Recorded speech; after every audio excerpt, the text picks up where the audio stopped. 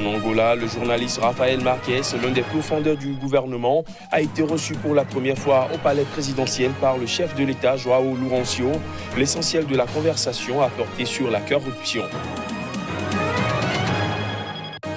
L'Ouganda est en alerte face à l'épidémie d'Ebola qui frappe son voisin, la RDC, et qui continue de préparer malgré toutes ces élections. Les ministres de la Santé des deux pays se sont retrouvés à Goma pour un point sur l'épidémie. Et puis au Cameroun, la coalition des affaires pour la bonne gouvernance estime que la lutte contre la corruption ne peut se gagner sans l'implication du secteur privé. C'était lors d'une conférence de presse tenue à Douala.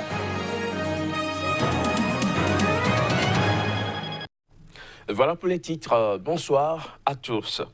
En Angola, le journaliste Rafael Marques, l'un des pourfendeurs du régime de Luanda, a été reçu pour la première fois au palais présidentiel par le chef de l'État, João Lourenço. L'essentiel de la conversation a porté sur la corruption. Plus de précision à travers ces images. Largement considéré comme la bête noire du régime de Luanda, le journaliste angolais Rafael Marques a été reçu ce mercredi pour la première fois au palais présidentiel, où il s'est entretenu avec le chef de l'État, João Lourenço. Poursuivi et condamné à plusieurs reprises pour avoir dénoncé les turpitudes des dirigeants du pays, Rafael Marques devait faire partie ce mardi d'une délégation de représentants de la société civile invitée. Mais au dernier moment, un raté semble-t-il protocolaire lui a interdit l'entrée du bureau présidentiel. Pour couper court aux critiques, João Lourenço a donc offert ce mercredi au célèbre journaliste d'investigation un tête-à-tête de rattrapage. L'opposant en est ressorti en saluant le noble geste de son interlocuteur et son ouverture. C'est un grand changement par rapport au gouvernement précédent, mais nous savons tous que la situation économique n'est pas bonne et que les citoyens en souffrent. Alors, quelle solution peut-on trouver pour rapidement changer cela?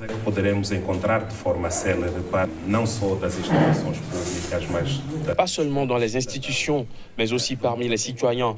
Il faut trouver des solutions pour que la corruption arrête d'être ce cancer qui ronge notre société et pille nos ressources qui devraient être utilisées pour l'éducation et la santé.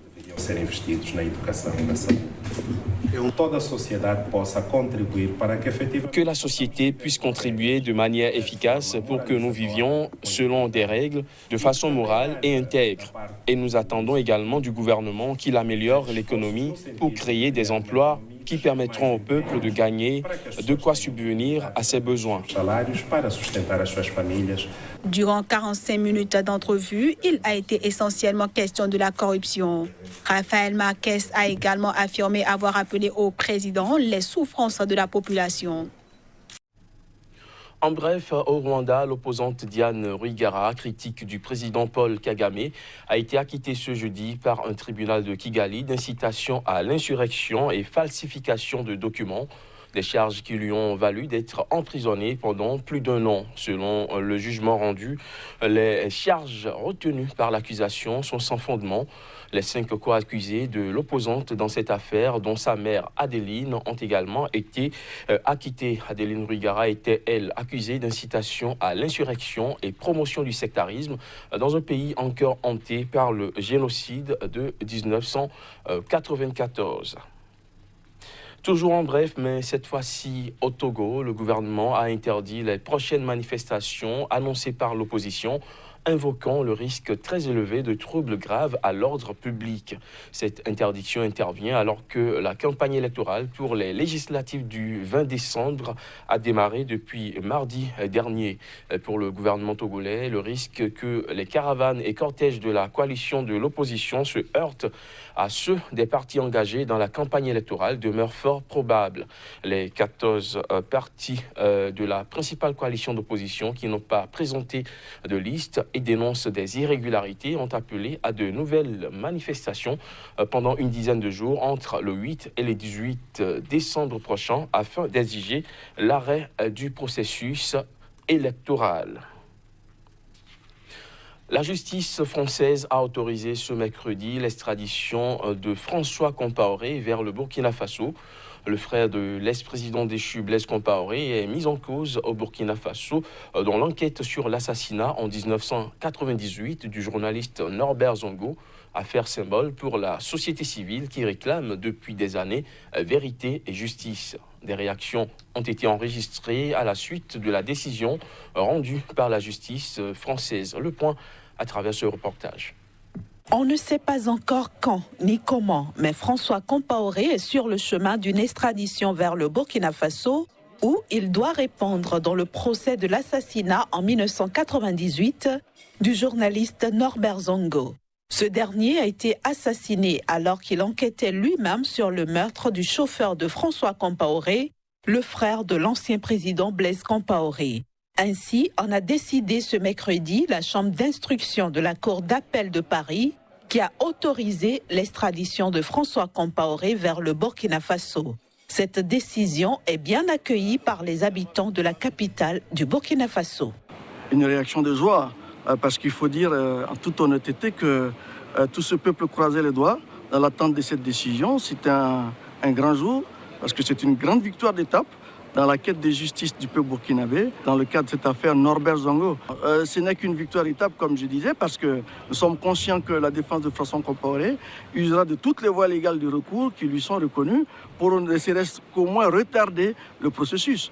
Mais nous restons confiants que, à partir de cette victoire d'étape, viendra le jour, nous l'espérons très proche, où François Compaoré viendra répondre dans l'affaire Norbert Zongo. Je voudrais féliciter en tout cas les acteurs de la justice burkinabé pour le travail sérieux qui a été fait et le fait que prend acte de la décision qui a été rendue, qui montre également aussi aux citoyens burkinabés que contrairement à beaucoup de rumeurs, on travaille sérieusement sur ce dossier et qu'il a vraiment, je le répète, été monté avec tout le sérieux nécessaire. Comme l'affaire de l'assassinat de l'ex-président burkinabé Thomas Sankara en 1987, le meurtre de Norbert Zongo garde une forte charge symbolique au Burkina, où la société civile a ces dernières années organisé de nombreuses manifestations et mobilisations pour réclamer la fin de l'impunité concernant la mort de ce journaliste. L'Ouganda est en alerte face à l'épidémie d'Ebola qui frappe son voisin, la République démocratique du Congo, qui continue de préparer malgré tout ses élections. Les ministres de la Santé des deux pays se sont retrouvés à Goma pour faire ensemble un point sur l'épidémie. Voici les images. L'Ouganda, inquiet, a pris une série de mesures préventives face à l'épidémie d'Ebola qui frappe son grand voisin, la République démocratique du Congo. Une inquiétude des autorités ougandaises qui paraît assez fondée, avec des milliers de Congolais qui franchissent les 15 points frontaliers entre la RDC et l'Ouganda, notamment les mardis et jeudis, jours de marché. To date, we have over 3,000. Plus de 3000 travailleurs de la santé ont déjà été vaccinés parce que nous sommes inquiets. Aussi n'avons-nous pas attendu que le premier cas arrive. On les a déjà vaccinés. La vaccination est en cours. L'épidémie dans la région de Beni, dans l'est de la RDC, à une 50aine de kilomètres de l'Ouganda, a déjà tué 268 personnes pour 453 cas, selon le dernier pointage du ministère congolais de la Santé en date du 4 décembre. Un bilan qui aurait été plus lourd sans la riposte menée avec les vaccins. On a vacciné 38 000 personnes. S'il n'y avait pas les vaccins, si la riposte n'était pas efficace, on serait aujourd'hui à certainement la moitié de ceux-là auraient développé la maladie. On serait à des dizaines de milliers de victimes et de morts.